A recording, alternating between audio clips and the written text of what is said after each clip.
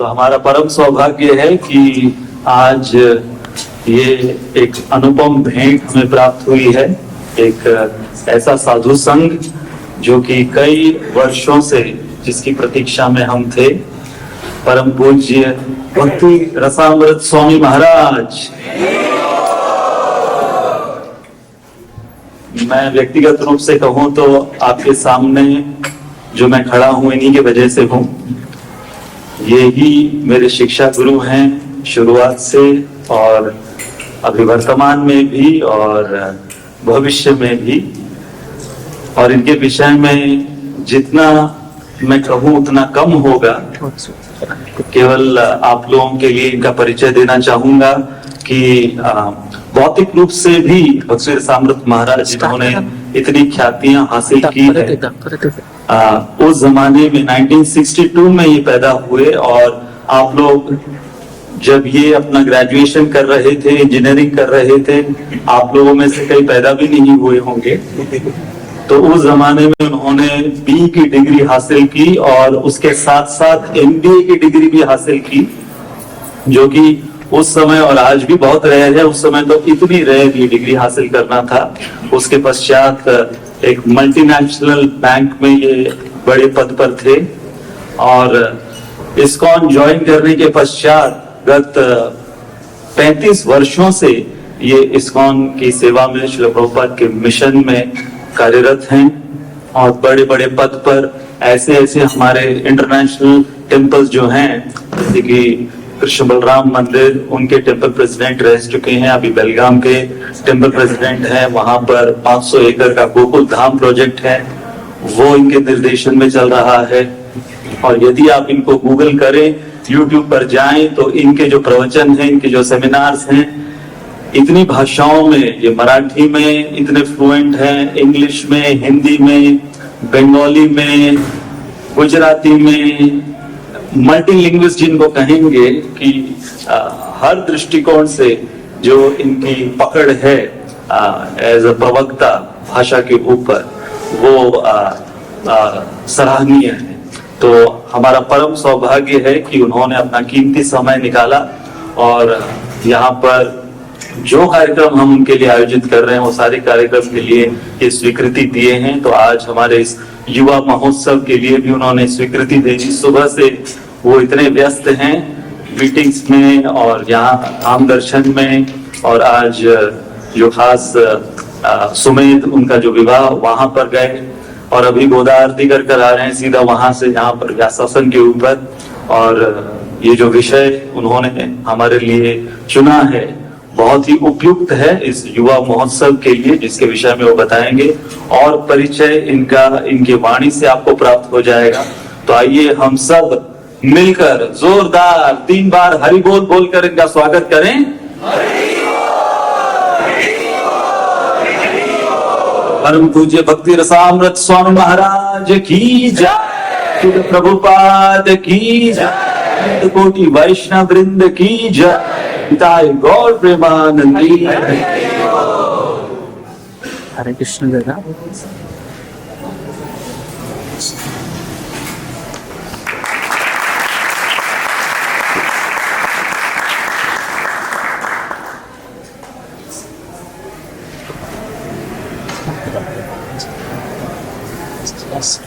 हरे कृष्ण। ओम ज्ञानतिमिरान्धस्य ज्ञानाञ्जनशलाकया चक्षुरुन्मीलितं येन तस्मै श्रीगुरुवे नमः। श्रीचैतन्यमनोभीष्टं स्थापितं येन भूतले स्वयं रूपकदा मह्यं ददाति स्वपदान्तिकम्।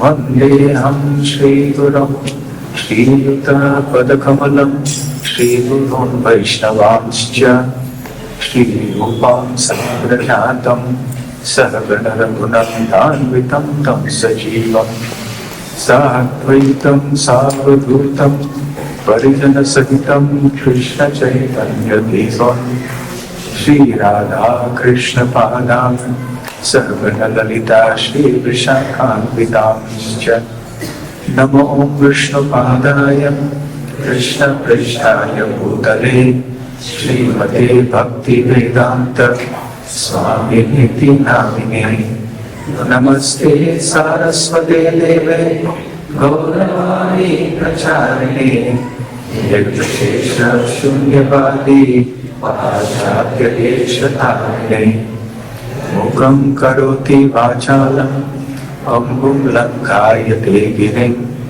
यत्कृपातमहं वन्दे श्रीगुरुं दीनतारिणम् वाञ्छाकल्पतरुभ्यश्च कृपा सिन्धुभ्य एव च पतितानां पावनेभ्यो वैष्णवेभ्यो नमो नमः। नमो महावैष्णव्याय कृष्णप्रेमाप्रदायते कृष्णाय कृष्ण चैतन्य नामने गौरकृष्णे नमः। पंचतत्त्वात्मकं कृष्णं भक्तरूपस्वरूपकं भक्तावतारं भक्ताख्यं नमामि भक्तशक्तिकम्। आराध्यो भगवान् ब्रजेशतनयस्तद्धाम वृन्दावनम् रम्या काचिदुपासना व्रजवतो वर्गेण या कल्पिता। श्रीमद्भागवतं प्रमाणममलं प्रेमापुमर्थो महान् श्रीचैतन्यमहाप्रभोमतमिदं तत्रादरं न परः। हे कृष्ण करुणा सिन्धो दीनबन्धो जगत्पते गोपेश गोपिकान्त राधाकान्त नमोस्तुते। तप्त काञ्चन गौराङ्गी राधे वृन्दावनेश्वरी वैष्णवानुसुते देवी प्रणमामि हरिप्रिये। जय श्री कृष्ण चैतन्य प्रभु नित्यानंद श्री अद्वैत गदाधर श्रीवासादि गौर भक्त वृंद। हरे कृष्णा कृष्णा कृष्णा हरे हरे हरे राम राम राम हरे हरे। हरे कृष्णा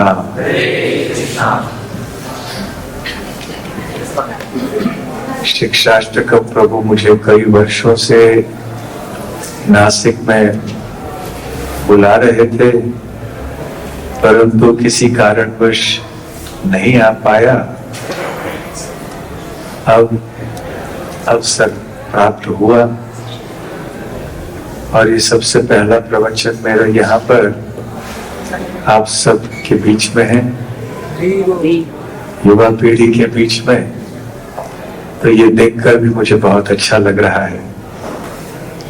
तो जब मैंने शिक्षाष्टकम प्रभु और कृष्णधन प्रभु से पूछा कि किस भाषा में प्रवचन होना चाहिए, हिंदी में या अंग्रेजी में, उन्होंने कहा दोनों में। तो आज साधारणतः मैं प्रवचन या तो हिंदी में देता हूँ, या तो अंग्रेजी में देता हूँ, या तो अन्य भाषाओं में, मिश्रित रूप में नहीं देता, परंतु आज मैं इंग्लिश में दूंगा। ठीक है, पहली बार मैं इंग्लिश में बोल रहा हूं। तो आज का जो शीर्षक है प्रवचन का वो है the power of purpose, aligning career and calling with inner values. Purpose इस शब्द का अर्थ आप जानते हैं, उद्देश्य। जब उद्देश्य का स्पष्टीकरण होता है तो इसमें एक शक्ति होती है, एक स्थिरता होती है। उद्देश्यहीन कोई कार्य करने में या जीवन जीने में भ्रांतियां बहुत होती हैं, कंफ्यूजन बहुत होता है, लैक ऑफ डायरेक्शन। हम कहाँ जाएं, क्या करें, कैसे पढ़ें। इसलिए जीवन में उद्देश्य बहुत महत्वपूर्ण है, पर्पस। और जितना स्पष्ट हमारा उद्देश्य होगा उस तरह उसी दिशा में हम दृढ़ता से बढ़ पाएंगे। परंतु केवल स्पष्ट उद्देश्य होना पर्याप्त नहीं है। It is necessary but not sufficient. क्यों? यदि कोई दुष्ट कार्य के लिए हमने हमारा उद्देश्य बना लिया, सबसे बड़ा डाकू बनना है, स्पष्ट है ना, कोई दो राय नहीं है इसमें। Clear in my mind, I want to be the best thief और the best dacoit, best smuggler. No, that is not allowed. तो केवल स्पष्ट उद्देश्य होना इतना पर्याप्त नहीं है, आवश्यक होने पर भी। इसीलिए हमारे पहले सबसे पहली बात है उद्देश्य का स्पष्टीकरण होना चाहिए। उद्देश्य का स्पष्टीकरण का जो तालमेल है हमारे आंतरिक जीवन के मूल्यों से होना चाहिए। Alignment, our purpose should be aligned with our inner values. लेकिन इनर वैल्यूज कौन से होने चाहिए? कोई कहता है मेरे इनर वैल्यूज ये है, जैसे चार्वाक ने कहा था। चार्वाक का नाम आपने सुना है? नहीं भी सुना है तो कोई बात नहीं। चार्वाक का सिद्धांत है ऋणम कृत्वा घृतम पिबेत यावत् जीवेत सुखम जीवेत। ये भी सुनने आए हैं। उठना होगा शायद।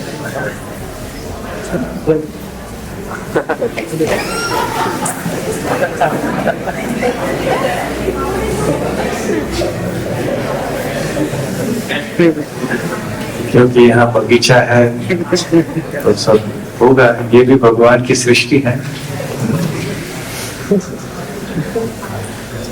तो क्या कह रहे थे हम? चार्वाक की बात कर रहे थे। ऋणम कृत्वा घृतम पिबेत यावत् जीवेत सुखम जीवेत भस्मीभूतस्य देहस्य किं पुनरागमनो भवेत्। उनका सिद्धांत क्या है? Philosophy of life. चार्वाक मुनि बहुत प्राचीन काल के एक मुनि थे। वो धार्मिक नहीं थे, नास्तिक थे वो। तो उनकी फिलॉसफी, उनका दर्शन क्या था? बेग, बोरो और स्टील बट एंजॉय लाइफ। ऋणम कृत्वा, ऋणम अर्थात उधार ले लो, किसी भी तरह से पैसे अपने आप ले लो, चोरी करो, डकैती करो, कुछ भी करो, लेकिन पैसे साथ में होने चाहिए। घृतम पिबेत, घृत अर्थात घी। तो प्राचीन काल में और आज भी वास्तव में यदि आलीशान जीवन जीना है तो घी का बनाया हुआ भोजन खाना चाहिए, असली घी का। अर्थात आलीशान जीवन का या सुखी समृद्ध जीवन का एक प्रतीक है घी। तो चारों मुनि कहते हैं किसी न किसी तरह से पैसे प्राप्त करो और आलीशान जीवन जियो। Eat, drink and be merry. ऋणम कृत्वा घृतम पिबेत यावत् जीवेत सुखम जीवेत। जब तक जियोगे सुखी जियो, सुखी होकर जियो, को भोग करो। मेक मेरी, एंजॉय योर लाइफ। भस्मीभूतस्य देहस्य, जब ये शरीर भस्म हो जाएगा मृत्यु के समय, किम पुनरागमनो भवेत। किसने देखा है कि कोई बाद में जन्म होगा, न पुनर्जन्म होगा, नहीं होगा? Who has seen the next life? Who knows whether there is a next life? तो इसलिए अगला जीवन क्या होगा, नहीं होगा, किसने देखा है? Don't worry about all that. Enjoy. तो चार्वाक के बहुत शिष्य हैं आजकल, है ना? बहुत लोकप्रिय हैं। भले चार्वाक नाम लोगों ने नहीं सुना है, लेकिन उनकी फिलॉसफी, उनका दर्शन तो बहुत लोकप्रिय है आजकल।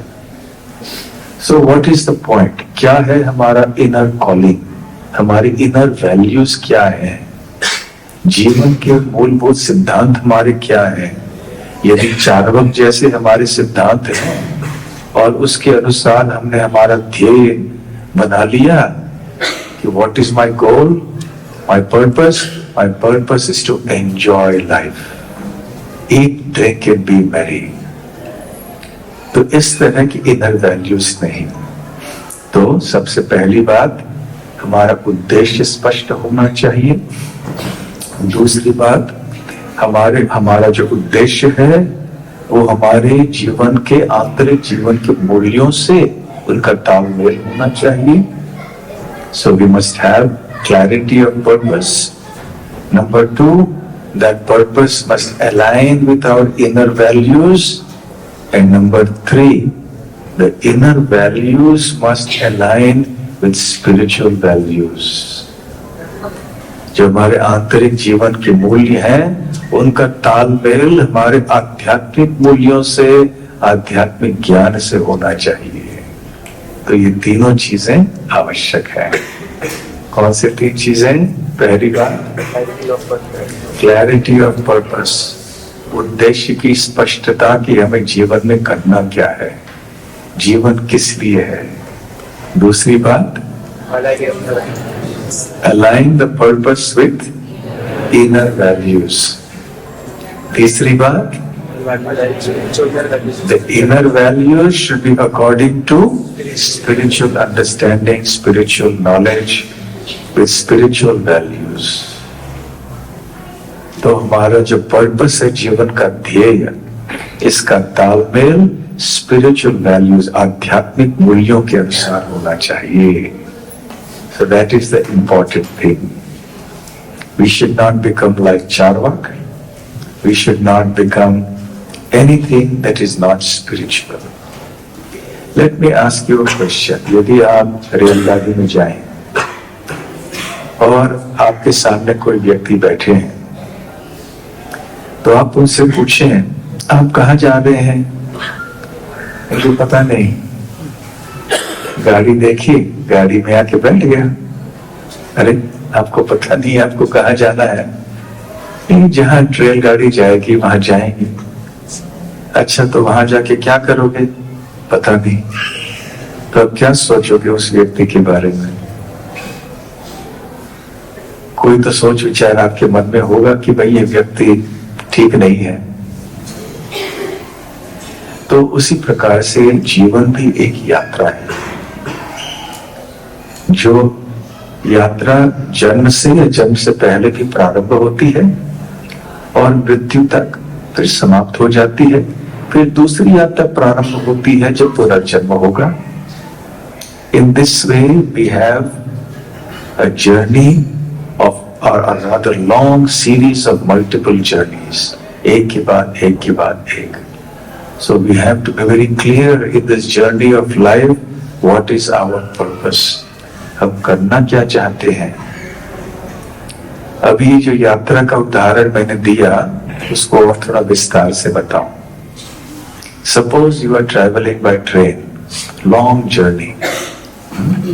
You are going from Nasik to, let us say, Guwahati or somewhere, long distance.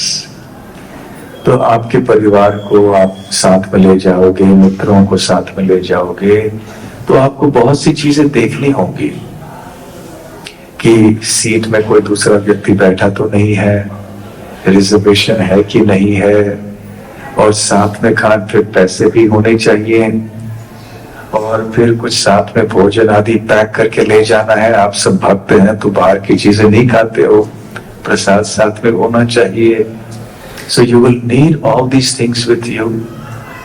और यदि आप स्लीपर क्लास में जा रहे हैं, ठंडी का मौसम है तो कंबल वगैरह साथ में है नहीं है. So you have to make so many preparations for this journey. Along the way, you come to one station which is very famous for samosa. So all of you friends, you get down and start tasting the samosas which are available on the railway station. And as you are tasting the samosas, वाह कितने बढ़िया है ये समोसा, और समोसा में इतने मग्न हो गए आप, गाड़ी निकल गई, आप समोसे खाते रह गए. So what is the situation? The situation is you have got so diverted by the distractions of your life in this journey of life. You have forgotten your destination. मुझे पहुंचना था गुवाहाटी और यहाँ किसी बीच में रेलवे स्टेशन में उतर गया. I got so caught up with my samosas, I forgot what my destination is, where I have to go. Why am I here in the train in the first place? मैं train में चढ़ा क्यों? गुवाहाटी पहुंचने के लिए. तो गुवाहाटी पहुंचने के लिए बहुत सी चीजें आवश्यक है, खाना भी आवश्यक है, परंतु तुम खाने के पीछे इतने मग्न हो गए कि गाड़ी निकल गई. In other words, we have to be clear when we speak of purpose about ultimately what is our destination. गंतव्य क्या है, कहाँ हमें पहुंचना है. That is our primary goal. मुख्य हमारा उद्देश्य है. परंतु ये मुख्य उद्देश्य की प्राप्ति एक दिन में, 2 दिन में, 1 महीने में, 1 साल में नहीं होनी है. It is a lifetime of dedicated work. It will take many years of hard work under proper guidance to reach your goal. So in the course of achieving the main goal, you have to fulfill many secondary goals. मुख्य उद्देश्य की प्राप्ति करते करते उस संघर्ष में, उस यात्रा में कई ऐसे गौण सेकेंडरी उद्देश्य भी होते हैं जिनको पूर्ण करना होता है. समोसे खाइए, कोई बात नहीं, लेकिन गाड़ी न छूट जाए, ये देखिए. So your secondary objectives of life must align with the primary objective of your life. तो सेकेंडरी ऑब्जेक्टिव्स के पीछे भागते भागते कहीं प्राइम ऑब्जेक्टिव को भूल न जाए, कहीं ऐसा ना हो, गाड़ी छूट न जाए कहीं. You are following what I am saying? So therefore, let me give you 5 steps or 5 things that you should keep in mind. 5 चीजें जो आपको ध्यान में रखनी होंगी इस विषय के संबंध में. First and foremost, we need spiritual knowledge to develop and understand what should be our real purpose and goal of life. जब तक आध्यात्मिक ज्ञान हमें नहीं मिलेगा, तब तक हम ये कैसे निर्धारित कर पाएंगे कि सही उद्देश्य क्या होना चाहिए. What is the true and real purpose we should strive for? How will we know this till we don't have the proper knowledge? देखिए, आप किसी बच्चे को पूछिए 3री 4थी कक्षा में, What do you want to be when you grow up? बड़े होकर क्या बनना चाहते हो? वो कहेगा मैं एस्ट्रोनॉट बनना चाहता हूँ. 1 साल बाद पूछिए, मैं डेंटिस्ट बनना चाहता हूँ.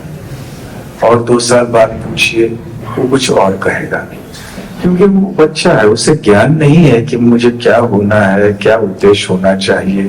He will keep changing his mind. लेकिन जब सही ज्ञान हो जाता है, सीख लेता है, दुनिया को समझ लेता है, तब सोचा नहीं मुझे डॉक्टर बनना है या मुझे इंजीनियर बनना है, जो भी कुछ करना है मुझे. So even to understand what you want to do in life, what your purpose in life is, you need some knowledge. Knowledge is the foundation for everything. ज्ञान के बिना आप किसी भी क्षेत्र में कुछ भी नहीं कर सकते. भोजन भी पकाना है, थोड़ा ज्ञान चाहिए, कैसे पकाना चाहिए. गाड़ी चलानी है, थोड़ा ज्ञान चाहिए, कैसे गाड़ी चलानी है, क्लच क्या है, ब्रेक क्या है, गियर्स कौन से हैं. तो कोई भी काम करने के लिए जब ज्ञान की आवश्यकता है, तो जीवन की यात्रा में जब हम निकल पड़े हैं, तो क्या हमारे उद्देश्य को निर्धारित करने के लिए किसी ज्ञान की आवश्यकता नहीं है? बिल्कुल है. इसलिए आध्यात्मिक ज्ञान, स्पिरिचुअल नॉलेज को प्राप्त करना ये सर्वप्रथम कदम है। इसको यदि हम प्राप्त कर लें, बुनियाद हमारी ठीक हो जाए, foundation is strong, then you can build a nice building. लेकिन बुनियाद ही ठीक नहीं है, कमजोर है, तो जितने भी बड़े आप ऊपर कमरे बनाए, मंजिल बनाए, किसी भी समय गिर सकते हैं। So if your foundation is strong, which means that your spiritual knowledge is clear, you have good grasp of the concepts of spiritual life, and you have internalized it, आपने अंतरूप आपके चेतना में उसको ग्रहण कर लिया है।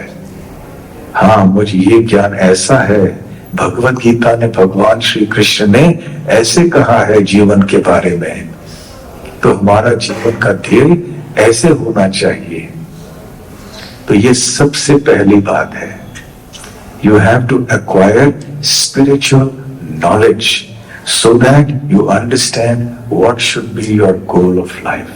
हमारा जीवन का ध्येय क्या होना चाहिए, यात्रा का गंतव्य कौन सा होना चाहिए, किस यात्रा में हम निकल पड़े हैं, उसके बारे में समझ होनी चाहिए। तो आध्यात्मिक ज्ञान प्राप्त करना, ये सबसे पहली बात है, first step. Second step, at least know what kind of careers, secondary objective याद रखिए, जब हम करियर की बात करते हैं ये सेकेंडरी ऑब्जेक्टिव है, गौण उद्देश्य है। मुख्य उद्देश्य तो हमने पहले स्टेप में जान लिया, परंतु मुख्य उद्देश्य की प्राप्ति के लिए समय लगता है ना, इसलिए उस समय समोसे चाहिए, रिजर्वेशन चाहिए, कंबल चाहिए, हमारे सेकेंडरी ऑब्जेक्टिव्स हैं जीवन में। तो सेकेंडरी ऑब्जेक्टिव्स में कैरियर भी आता है, क्योंकि भरण पोषण कैसे होगा, जीविका के साधन जो चाहिए ना, हमें दाल रोटी चाहिए, कपड़ा मकान सब चाहिए, तो ये सब हमें चाहिए।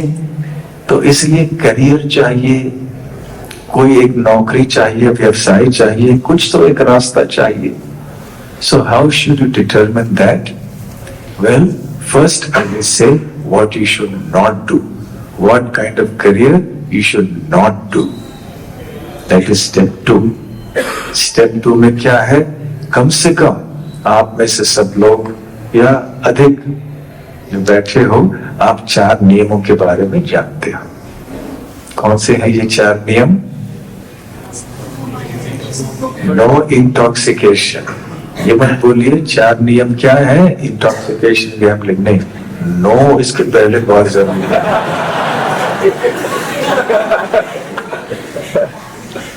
एक बार मुझे याद है कि दीक्षा का अनुष्ठान हो रहा था, एक भक्त दीक्षा लेने के लिए आए, बहुत नर्वस हो गए थे, तो उससे पूछा गया, जैसे हर एक भक्त से पूछा जाता है कि 4 नियम क्या हैं, वो कहने लगे intoxication, illicit sex, meat eating, gambling. उनको याद दिलाना पड़े, नहीं, no intoxication, no gambling etcetera. वो हड़बड़ा के हाँ कहने लगे, ठीक है। तो whatever job, whatever profession, whatever business, जो भी आप चूज करते हो, ये देखिए कि इनमें ये 4 नियम भंग न हो, सबसे पहली बात। So this is step 2। इसके थोड़े उदाहरण देता हूं। एक व्यक्ति थे जो मंदिर में आया करते थे, वो भक्त भी थे, बन रहे थे भक्त, और वो उनका पेशा क्या था, व्यवसाय क्या था, उनके पास कई ऐसे होटल थे, रेस्टोरेंट्स थे, जिसको वो चलाते थे। तो ये रेस्टोरेंट बहुत अच्छी तरह से चल भी रहे थे, 2-3 ऐसे कोई रेस्टोरेंट्स बनाए थे, परंतु आसपास में और रेस्टोरेंट्स आ गए। कंपटीशन, बिजनेस में तो कंपटीशन होगा ही ना। आपने एक रेस्टोरेंट बना दिया, पास में कोई और आके रेस्टोरेंट बना देगा। तो इनका प्योर वेजिटेरियन रेस्टोरेंट था, और पास में किसी व्यक्ति ने नॉन वेज रेस्टोरेंट खोल दिया, और उसमें लिकर बार वगैरह भी शुरू कर दिया। तो वहां अच्छा बिजनेस अच्छा बढ़ गया उनका। जो पास वाला था। बहुत लोग आने लगे और इनको लगा कि मेरा बिजनेस कम हो रहा है, सारे लोग वहां जा रहे हैं। तो उन्होंने मुझसे एक बार पूछा कि मैं भी शुरू कर सकता हूँ क्या, क्योंकि देखिए अंततः दाल रोटी का प्रश्न है ना। तो मैंने भी यहाँ बियर बार शुरू कर लिया, जो भी बार है वो शुरू कर लिया, तो फिर होटल तो चल जाएगा, फिर मैं दान भी तो देता हूँ ना मंदिर को। तो हमने कहा उनसे, again you have to think what is your priority in life, what are your values of life, जीवन के मूल्य क्या है आपके। देखो आपके प्रारब्ध में जैसे लिखा है वैसे होगा, कपाल में जो लिखा है, whatever you are destined you will earn that much happiness and distress is there in your life, that much money is there in your life. So when something is destined it doesn't mean you should be lazy. ऐसे नहीं कि हाथ के ऊपर हाथ रख के बैठ जाए हमारे भाग्य में लिखा है, परंतु आपको पता नहीं है कि आपके भाग्य में है क्या। परिश्रम तो सभी को करना है, तो परिश्रम कीजिए, परंतु अपने जीवन के मूल्यों के विरोध में कुछ मत कीजिए। So anyway if you increase your business, ये सब बियर बार, लिकर बार और नॉन वेज ये सब लाके, तो फिर हो सकता है पैसे आपके बढ़ भी जाएं, परंतु ज्यादा समय के लिए नहीं होगा। किसी ने एक रिसर्च किया था, बिजनेस रिसर्च उन्होंने किया था कि जो बड़े बड़े बिजनेसेस होते हैं इस तरह के, और हमारे शास्त्रों में भी इसका वर्णन है कि जैसे शराब का बिजनेस है वो कितने पीढ़ियों तक चलेगा,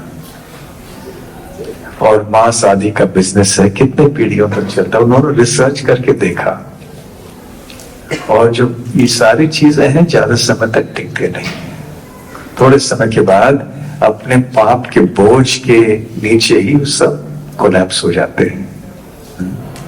तो मैंने उनसे कहा कि अभी आपका जीवन तो चल रहा है ना, आप अटल रहिए आपके विश्वास पे, आपकी श्रद्धा पे, आपके भक्ति पे, डामाडोल मत हो जाइए। Don't lose your faith, don't lose your confidence, because there is some challenge in your business.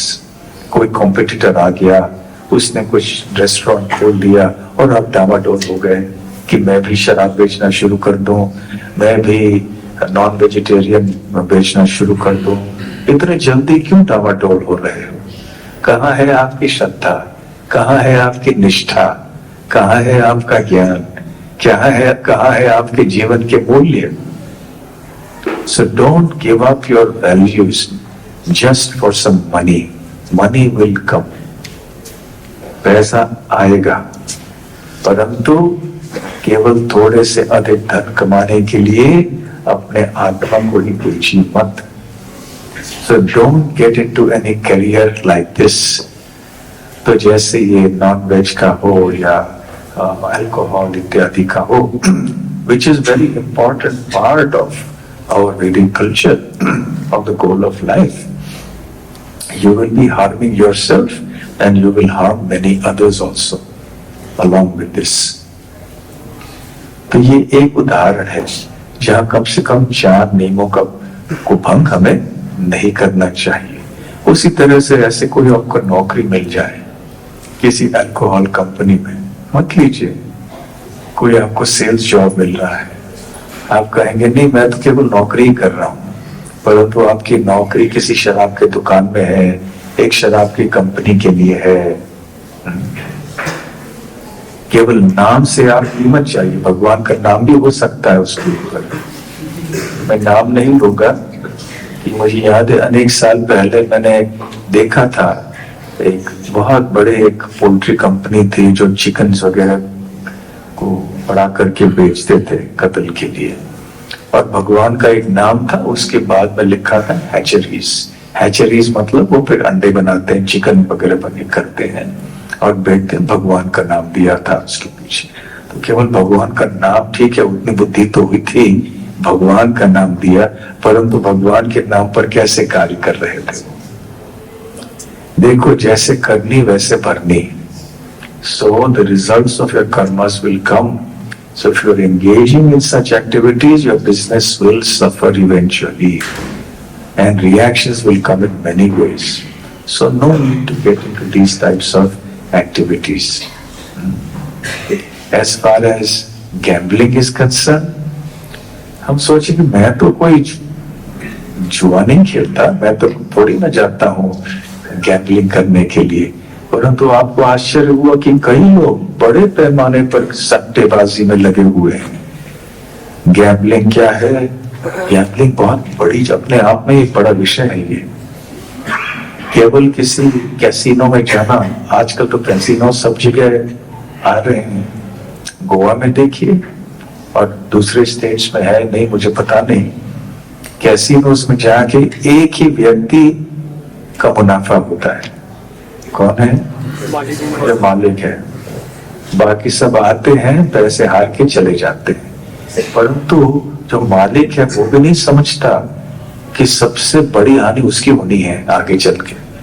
पैसे उसको बहुत मिल रहे हैं, but eventually his karma will catch up with him, and his descendants, his children and the grandchildren, eventually they will suffer also more like him. So nowadays gambling has become very sophisticated. पहले क्या होता था, हम जान सकते थे कि कोई जुआ खेल रहा है तो बहुत स्पष्ट होता था. परंतु आजकल ऐसी चीजें हैं जो हम समझ में नहीं सकते कि ये गैम्बलिंग है, परंतु है. आजकल क्रिकेट मैच, फुटबॉल मैच के ऊपर बैटिंग चलता है ना, कौन जीतेगा. और उनके बेट्स होते हैं, हजारों करोड़ों रुपए का बिजनेस से ही चल रहा है आजकल, भारत में भी दूसरे जगह में भी. तो ये भ्रष्टाचार हो जाता है.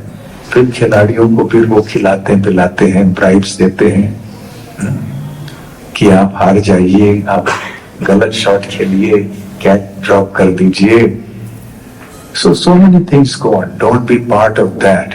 But even that is very gross. अभी आजकल एक क्या कहें, पागलपनी कहना होगा इसको या बुखार कह लीजिए, और वो है शेयर बाजार के पीछे सब लोग पड़े हैं. ऐसा नहीं है कि हर एक कार्य शेयर बाजार में गलत है, ये मैं नहीं कह रहा.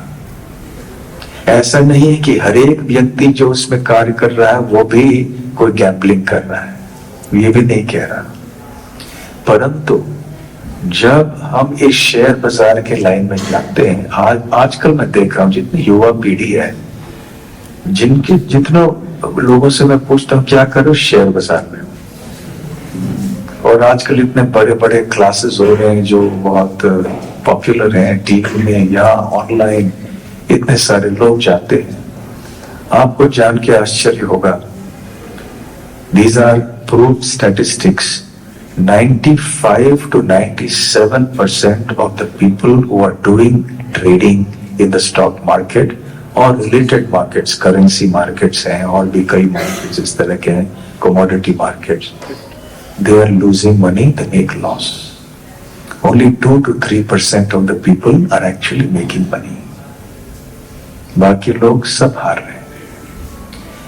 2 दिन पहले ही एक कॉलेज स्टूडेंट मुझसे मिला, तो वो कह रहा था कि उसके सारे मित्र इस शेयर बाजार में लगे हुए हैं और वो इस भक्त को, ये लड़का भक्त है, उसको बोलते तुम मूर्ख हो, तुम नहीं कमा रहे हो.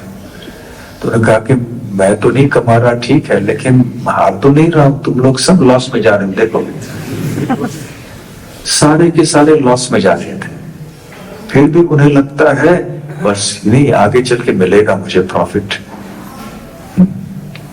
और कई लोग काफी समय तक पैसे बनाते हैं, लेकिन बाद में ऐसे झटका लग जाता है, लाखों रुपए एक साथ निकल जाते हैं. क्योंकि जैसे जैसे थोड़े 2000 10,000 कमाना शुरू कर दिया तो स्वाद मिल जाता है. We get the taste and we start putting more money, that we borrow lakhs of rupees.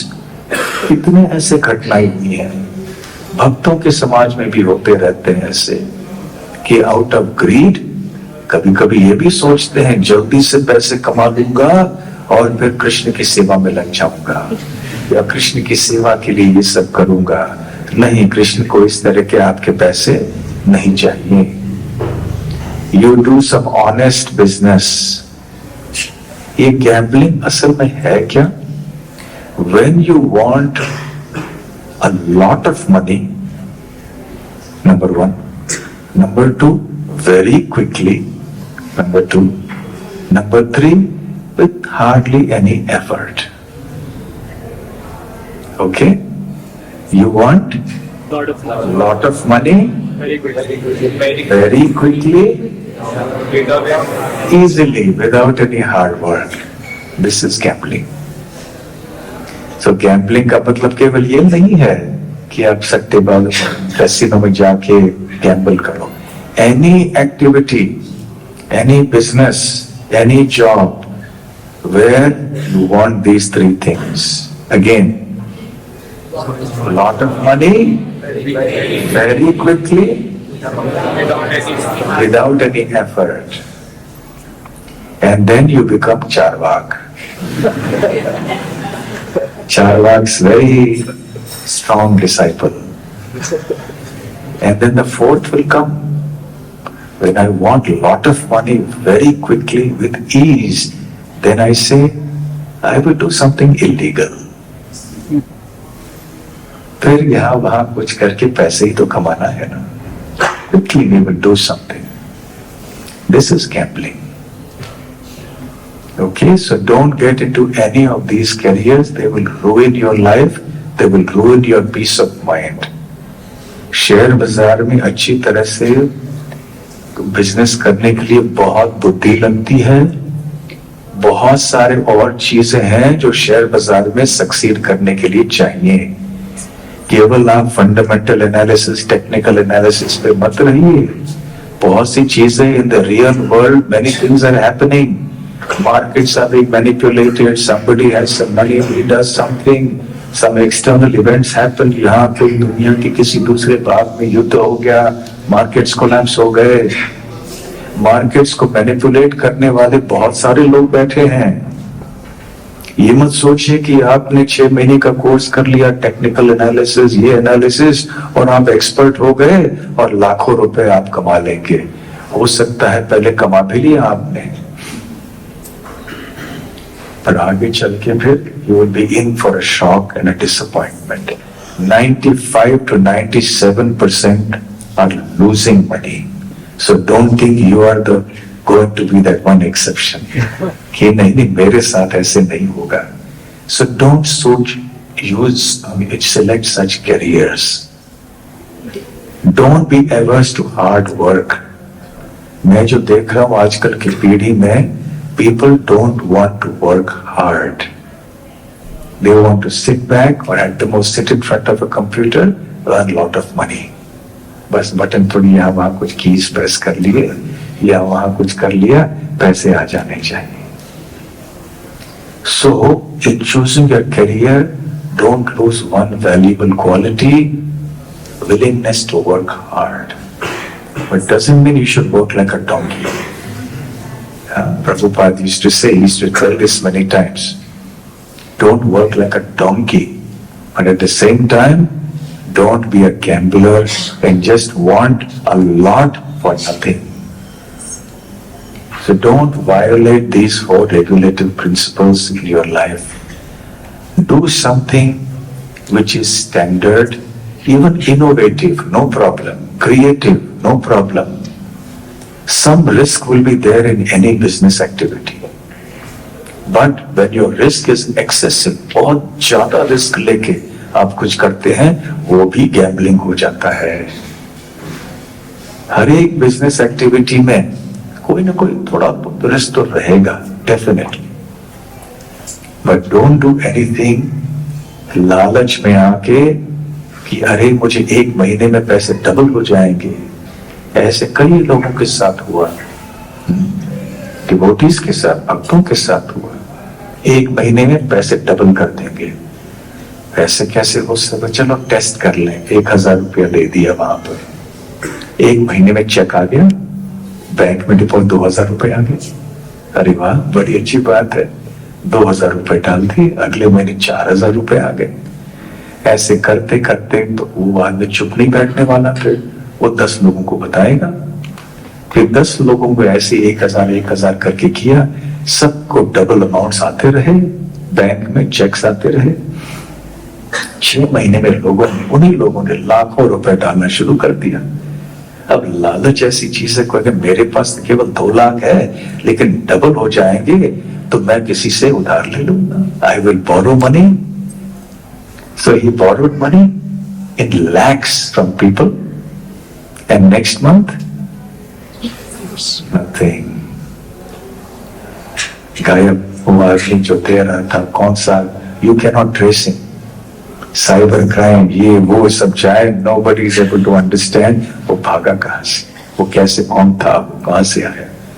Don't get allured by this, especially young people. I see many of them, even older people, they get into this out of greed. So it is okay to want more, to become wealthy, okay, no problem, but there should be a limit to your greed. And don't give up your intelligence. So you have to know, don't get into gambling. Now you have understood my definition of gambling. हाँ?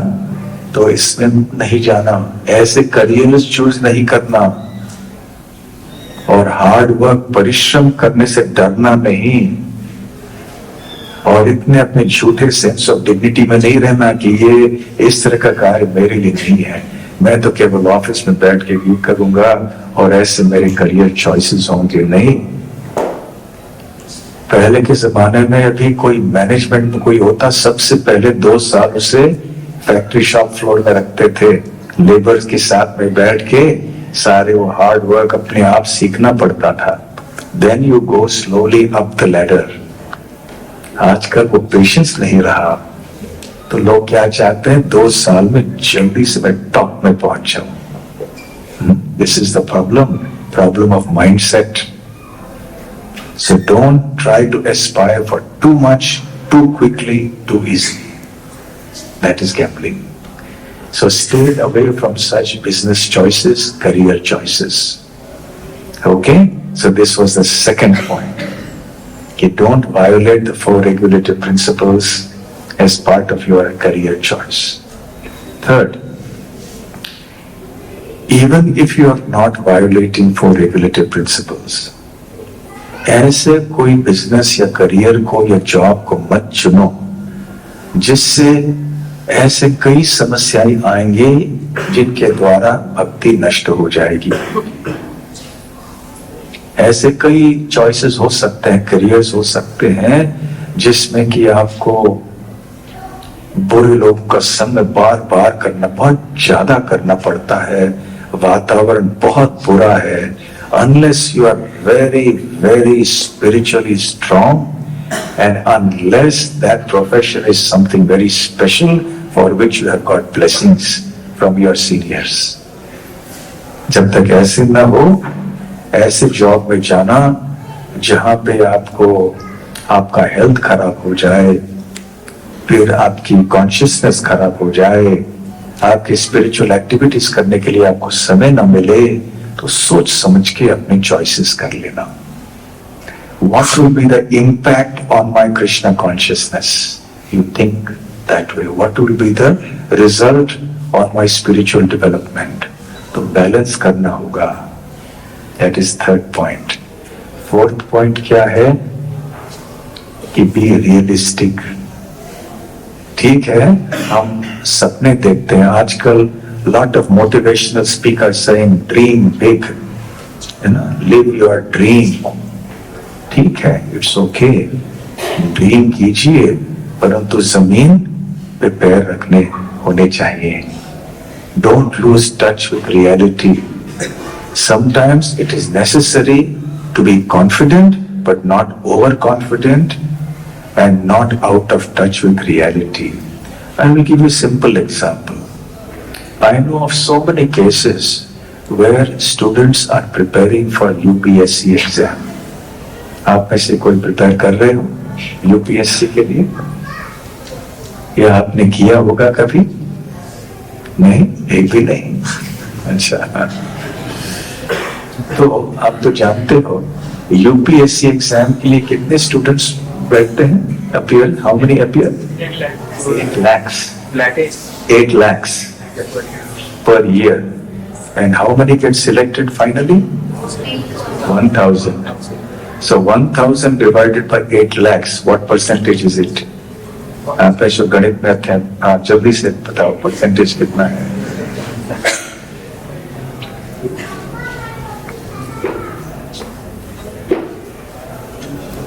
जल्दी, अरे calculator साथ में है।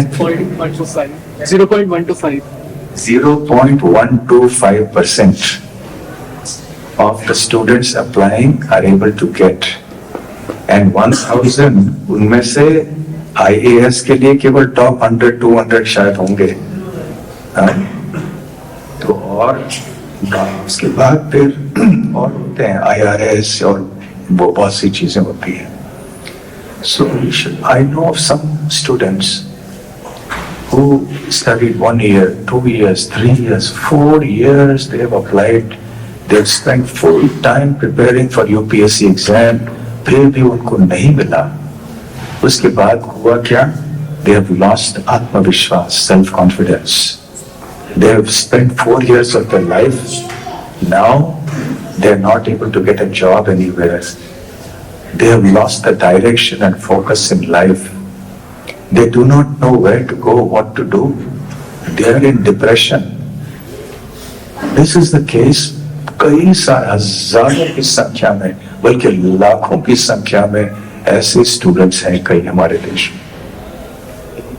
क्यों? क्योंकि वो अपने कैपेसिटी को समझते नहीं है। They are not realistic to understand I am not capable enough to pass through this very, very tough exam. So we should be confident, we should take on challenges, सही बात है, लेकिन अपने आप को भी पहचानने की शक्ति होनी चाहिए, बुद्धि होनी चाहिए। You should be courageous to accept your limitations. उतना साहस होना चाहिए कि हम समझें कि भाई ये मेरी इतनी कैपेसिटी नहीं है, तो क्यों मेरे जीवन के 3-4 साल इसमें बिताऊं और उसके बाद में फिर कहीं का नहीं रह जाता हूं? क्या यूपीएससी ही सब कुछ है जीवन में? क्या यूपीएससी के अतिरिक्त और कुछ है नहीं? There are no other careers available apart from that. So you should be realistic about your chances. Okay, UPSC नहीं है तो state level पे देखो, or there may be so many other options you can see. I am not an expert on these things. तो कई चीजें हैं, फिर भी देख लो कि प्रैक्टिकल क्या है, पॉसिबल क्या है, क्या नहीं है, ऐसे सोचो, ठीक है? You will save yourself much disappointment if you are realistic and practical. At the same time, yes, you can take on challenges and do difficult tasks. परंतु याद रखिए, कभी कभी बुद्धिमान व्यक्ति भी हो सकता है सफलता प्राप्त न करे। जैसे मैंने कहा, प्रारब्ध। Sometimes people will tell you, try and try again. Even if you fail, try again till you succeed. ठीक है, अपनी जगह में it is a good formula, but you must know where to draw the line. Lakshman रेखा कहां तक? कितने सालों तक हम ट्राई करते रहे? 4 साल उन्होंने बिताए पोस्ट ग्रेजुएशन के बाद। अब 28-30 साल के हो गए। अब ना कोई जॉब है, ना कोई करियर है। अब कोई एप्लीकेशन देंगे तो क्या कहेंगे? 4-5 साल आपने क्या किए पढ़ाई के बाद? Becomes very difficult. So be intelligent, take guidance from the devotees, and even if you have to scale down, ठीक है, कोई बात नहीं है। So this was point number 4.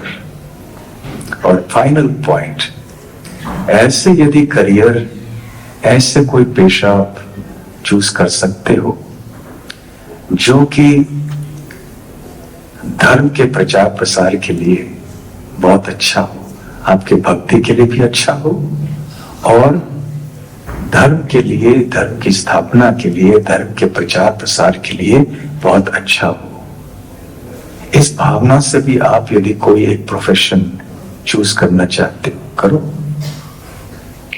आप पुलिस में जाना चाहते हो, आईएएस में, एमपीएससी वगैरह जाना चाहते हो, okay, but go with the idea that we want धार्मिक people in all places of life. जहां सारे समाज में, सब जगह हमें ऐसे लोग चाहिए जो भ्रष्ट नहीं होंगे, जो कोई जीवन के मूल्यों के अनुसार चलेंगे, जो न्याय आदि सही तरह से देंगे, जो चरित्रहीन नहीं होंगे, जो पैसे के लालच में यहां वहां कुछ नहीं करेंगे। We also want principled people, मूल्यवान, मूल्यों के, जो जीवन के मूल्यों के आधार पर चलने वाले व्यक्ति होंगे। तो इसलिए do something, जो भी आपका पेशा हो, whatever your profession, try to see that you connect with the higher goal, higher purpose in your life. कैसे हम जैसे इस संस्था से, इस आंदोलन से जुड़ सकते हैं, और even at a larger level कैसे हम सनातन धर्म से जुड़ सकते हैं, जोड़ सकते हैं अपने आप को, ये भी सब देखिए। इसके लिए आप आपके सुपीरियर से, भक्तों के द्वारा आप मार्गदर्शन प्राप्त कर सकते हैं। कैसे चॉइसेस हमारे सामने हैं, क्या करना चाहिए, क्या नहीं करना चाहिए। Ultimately it is your decision, but the devotees and Lord Krishna will help you. So be bold, be courageous, be enthusiastic, but at the same time be practical, be realistic, and above all be Krishna conscious. Then you will be able to make your decisions in life nicely. Okay? Hare Krishna.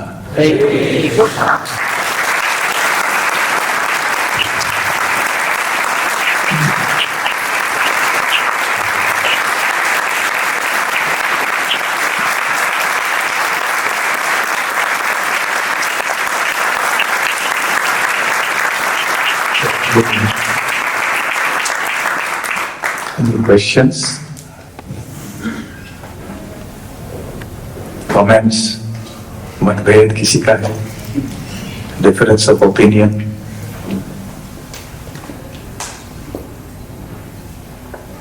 हाँ, mic है यहाँ। बहुत धन्यवाद class के लिए। Well, generally, you're mentioning about to have a balance in life, not to overdo or underdo. So, but sometimes it is very tough to find that balance line, and generally tend to go in extremes. So, what can be, what should be our thought process when we're doing an activity? How we are not losing that balance and stay with that purpose? Balance के लिए सत्व गुण चाहिए। Balance, that is the key word in life for success. Remember, balance, regulation, consistency, steadiness. संतुलित और नियमित रूप से आगे कार्य करोगे, सोच समझ के कार्य करोगे, तो फिर आगे सात्विक जीवन बिता पाओगे। हमारा स्वभाव हो सकता है राजसिक हो, परंतु उसमें सत्वगुण का पर्याप्त स्पर्श होना चाहिए। You should have, even if you are very ambitious, very dynamic, very resourceful, बहुत कुछ कर सकते हो, अच्छी कैपेसिटी बहुत है, फिर भी थोड़ा सत्वगुण होना चाहिए। होश होना अच्छा है, क्षमा कीजिए, जोश होना अच्छा है, लेकिन जोश के साथ होश भी बहुत जरूरी है। तो होश इज सत्वगुण, जोश इज रजोगुण। सो सिंपली होश रख के भी नहीं होता, जोश भी थोड़ा चाहिए जीवन में। जोश के बिना कुछ कर नहीं पाएंगे। If you don't have any enthusiasm, any drive to do something, then you will not achieve anything in your life. One of the things also I have noticed in this generation is the students are losing the drive to do something. Sometimes there is too much of Rajagun, sometimes no Rajagun, or wrong type of Rajagun. So have the drive, have the initiative, but there should be Sattvagun also to temper it, to balance it. और जहाँ पे कोई संशय है, कोई द्वंद्व है, निर्णय नहीं ले पा रहे हो, भक्तों की सलाह ले लो. कोई भी बड़ा निर्णय जीवन में लेना हो, भक्तों से और अपने वरिष्ठों से चर्चा करके ले लो. You should always have mentors in your life. ऐसे कोई व्यक्ति जो तुमसे वरिष्ठ हो ज्ञान में, आयु में, बुद्धि में, अनुभव में, तो उनका सहारा लेना चाहिए. ये बहुत महत्वपूर्ण चीज है जो हमने देखा है.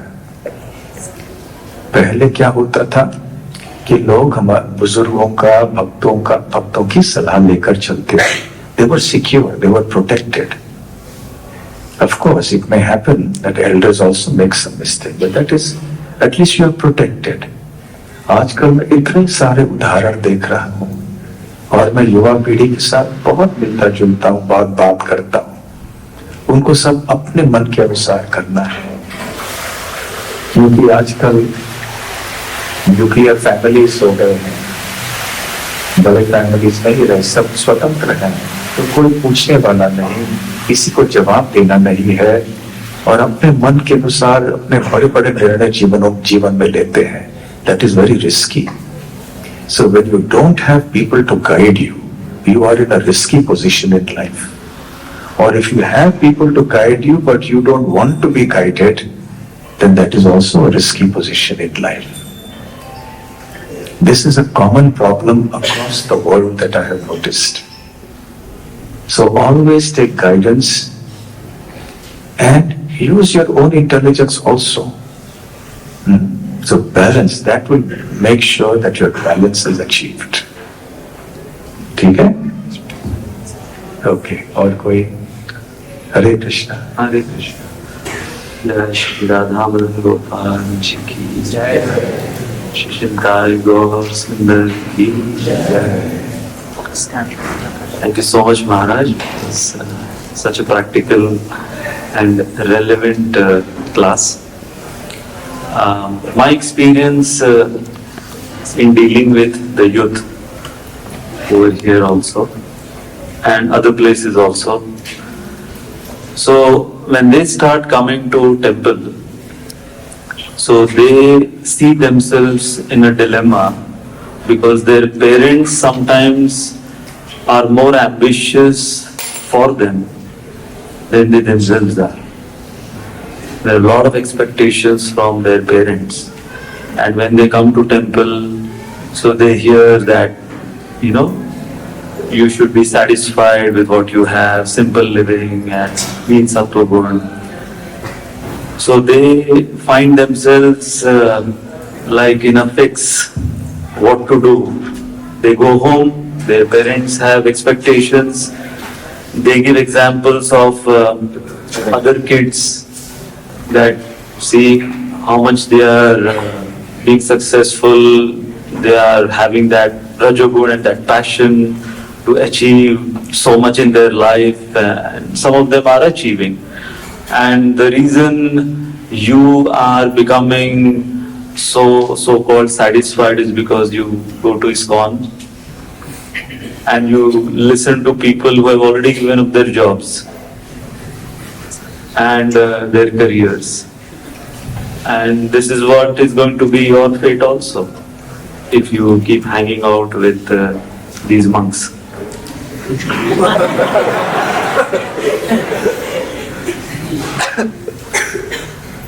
So is that a good fate or a bad fate? But very few will actually do that. Very few youth. बहुत कम लोग हैं जो एक्चुअली विरक्त जीवन बिताने के लिए तैयार हैं, बहुत कम. लेकिन हाँ, this problem that you have mentioned, ये तो भारत में है ही. माता पिता की जो एक्सपेक्टेशंस होते हैं, प्रेशर्स होते हैं। माता पिता अपने सपने को अपने बच्चों के जीवन से जीना चाहते हैं, पूर्ण करना चाहते हैं। ये this is natural, it is normal. तो माता पिता को भी थोड़ा उदार होना चाहिए, little broad minded to accommodate the children and their aspirations. साथ साथ बच्चों को भी थोड़ा ब्रॉड माइंडेड होना चाहिए कि हाँ, इन्होंने जीवन देखा है, वो हमारे हित के लिए बोल रहे हैं। So in that way, both sides should step forward to decide what is best in life. The parents should also give some kind of guidance and some freedom, and the children should also accept some freedom, but also some guidance. Both things have to be done. The children they will all demand freedom. So some freedom, yes, but you should also accept some guidance. The parents want to only give guidance, but they should also learn to give some freedom also to their children. So both parents and children have to balance these two things, freedom and guidance. Then it will go smoothly. And there should also be others, if necessary, to help the student to move ahead and decide कि मुझे जीवन में क्या करना है आगे चलकर। कभी कभी आसान नहीं होता है, बहुत मुश्किल होता है। कई स्टूडेंट्स ऐसे होते हैं तो पहले से तय कर चुके होते हैं मुझे ये करना है जीवन में। कईयों के लिए ऐसे संभव नहीं होता है, कंफ्यूज रहते हैं मुझे क्या करना है जीवन में। So they will need some support, they will need some help, some empathy. कि चलो हम हैं साथ में, but the children should know कि कुछ तो करना है हमें जीवन में, ऐसे बैठे नहीं रह सकते। थोड़ा ड्राइव तो होना है, भले ड्राइव किस क्षेत्र में करना है वो ढूंढने के लिए थोड़ा समय लग जाए, okay, but ultimately we cannot live a life of aimlessness, बिना कोई पर्पस के लाइफ जीने में कोई मतलब नहीं है। So we must find that purpose, even if that purpose is pure Krishna consciousness, ठीक है, लेकिन फिर वो सही ढंग से करो। It can not be 1 foot here 1 foot there, कि ना तो ये ठीक से किया ना वो ठीक से किया, उसमें हम कहीं के नहीं रह जाएंगे, है ना? करेक्ट? हाँ, पीछे till what time we should go on?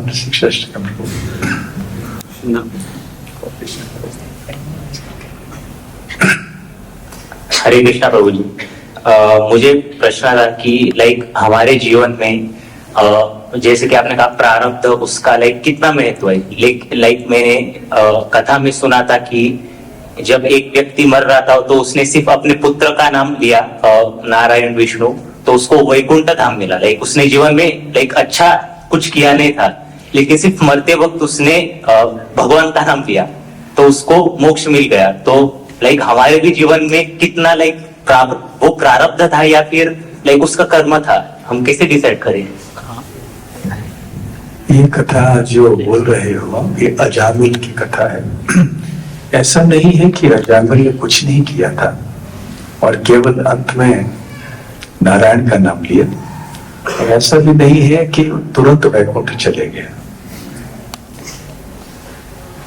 जब नारायण का नाम लिया, अपने बच्चे को नारायण का नाम रखा, और अंत में जब यमदूत आए लेने के लिए, so he became very terrified, very scared.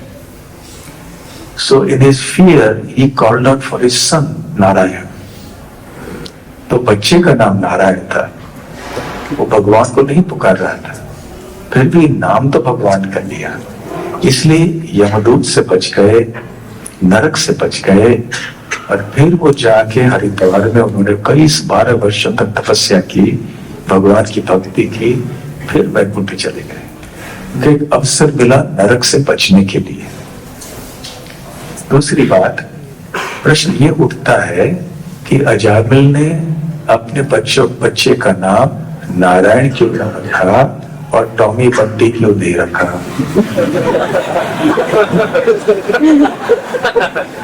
क्योंकि उसने पुण्य कार्य किए थे पहले, इसलिए तो बुद्धि आई कि नारायण रखूं नाम और कोई बेकार नाम नहीं रखूं। तो देखिए, सही नाम रखने चाहिए। आजकल ये एक फैशन हो गया है। आजकल मैं देखता हूँ जो बच्चों के नाम होते हैं, कुछ फैशनेबल नाम रखते हैं जिसका कोई अर्थ नहीं होता है। 2 अक्षर यहाँ से मिलाए, 2 अक्षर वहां से मिलाए। ये आजकल कोई फैशनेबल नाम, क्योंकि वो फैशनेबल सोसाइटी में थोड़ा ठीक लगना चाहिए। ये नारायण नाम रखो, अरे ये कितना पुराना नाम है ना? लेकिन वो नॉलेज नहीं है ना, उनको ज्ञान नहीं है। तो यही रही बात भगवान का नाम नारायण लेने से। फिर प्रश्न है प्रारब्ध। प्रारब्ध क्या है? हमारे पूर्व कर्मों में जो हमने कर्म किए हैं उनका फल जब मिलता है वो प्रारब्ध क्या है? बुरे कर्मों का फल दुख के रूप में आता है, पुण्य कर्मों का फल सुख के रूप में आता है। तो ये सुख और दुख दोनों भौतिक क्षेत्र पे होते हैं, परंतु हमें इनके ऊपर चलना है, भक्ति के स्तर पे अपने आप को स्थित करना है। भक्ति में स्थित होने से हम पाप और पुण्य के परे हो जाते हैं।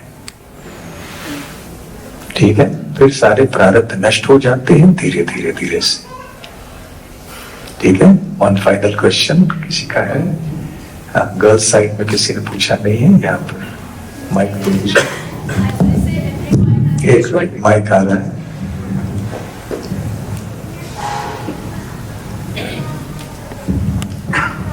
Hari Bol, as you said, every coin has 2 sides. So there's a situation like if I'm a government officer and someone offers me money from down the table to get his work done, and I take that amount and I use it to donate like kind of NGO or some good cause. So the situation is I make 100% good use of that money, but as per the terms, it comes from wrong way.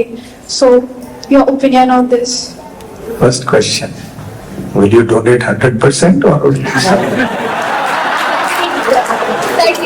I get complete 100%. Okay, good.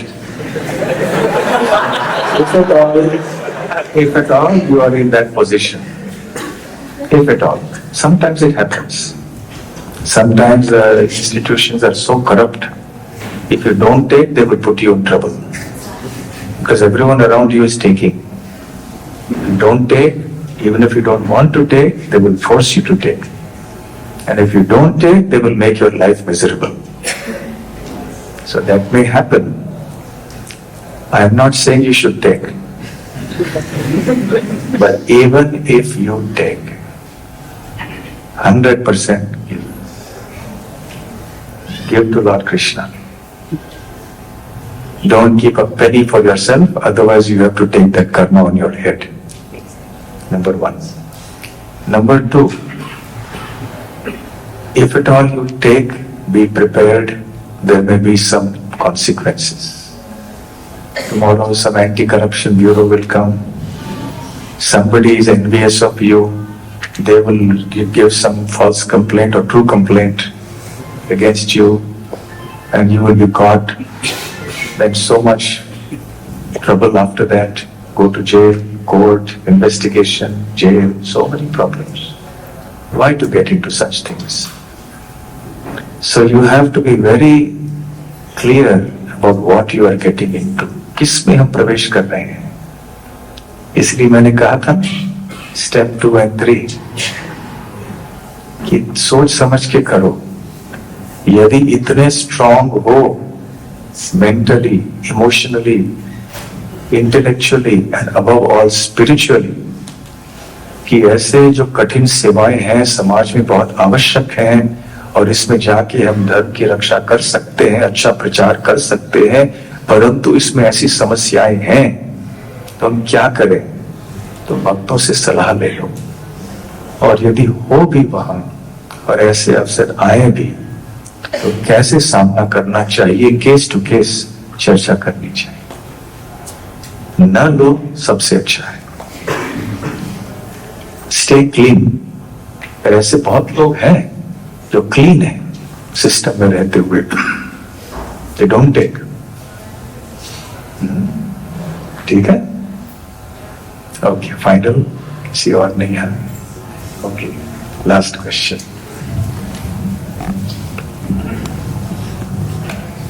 हरे कृष्ण महाराज, दंडवत प्रणाम। हरे कृष्ण। तो आपने जो competitive exam के बारे में बोला, तो मतलब मैं भी कुछ एग्जाम्स की तैयारी कर रहा था। मैं ऐसे बहुत सारे लोगों को जानता हूँ, कुछ लोगों के जीवन में ऐसा होता है कि they have nothing to lose. Like आपने बोला अगर वो ये नहीं करेंगे तो कुछ दूसरा करेंगे, but if you practically see today's world, there is so much unemployment and there is not many chance. मतलब बहुत ज्यादा कुछ ही नहीं उनको कुछ करने के लिए। तो वो सोच रहे थे कुछ ऑलरेडी लाइफ मिजरेबल है, तो एक तो बहुत अच्छी होगी, या तो मिजरेबल है वो मिजरेबल भी होगी। मैं समझा नहीं। Summarize your question again in one line. For some people, their life is not very good. Their life is miserable, and if they clear an exam, their life will be good. So they think if they keep trying on trying and trying. My question is, you can try, no problem. But do you think you will be able to clear the exam? Okay, you have to have some courage and some enthusiasm and try positively to do. But you should also keep in mind that out of 20 lakh students, or how many lakh? 8 lakh students, only 1,000 will get selected. So, is it best for you to spend 1 year, 2 years, 3 years? Or okay, you try now. Should you keep on trying? For how many years should you keep on trying? You have to have that wisdom. Therefore, you have to take advice. Because it's a question of your life, how many years you will spend like this. Okay? There are other options. You can think of them. You have to develop skills. देखो आजकल हमारे educational system में problem क्या है, लोग degree लेके पास करते हैं। इवन इंजीनियरिंग देखिए आप, बीकॉम बीए के बाद तो दूर है, स्किल्स नहीं है कोई, इसलिए आगे चल के समस्या होती है। तो स्किल्स और सही एप्टीट्यूड, स्किल्स न भी हो, स्किल्स डेवलप किए जा सकते हैं। Mindset and aptitude is very important. फिर आगे चल के स्किल्स आप सीख सकते हो।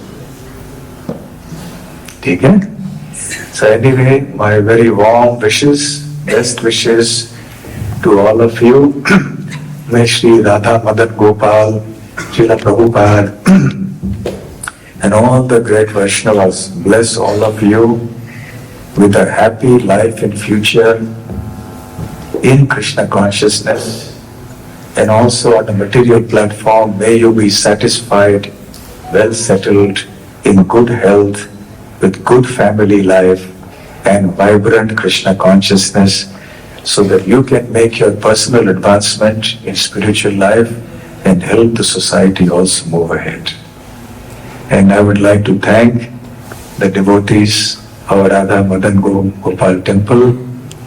आप सब ने इतनी अच्छे प्रोग्राम ऑर्गेनाइज किया है और आप सब यहाँ प्रोग्राम के लिए आए। Thank you very much and best wishes. Hare Krishna Krishna Krishna Hare Hare, Hare Ram Ram Ram Hare Hare, Hare Krishna Hare Krishna.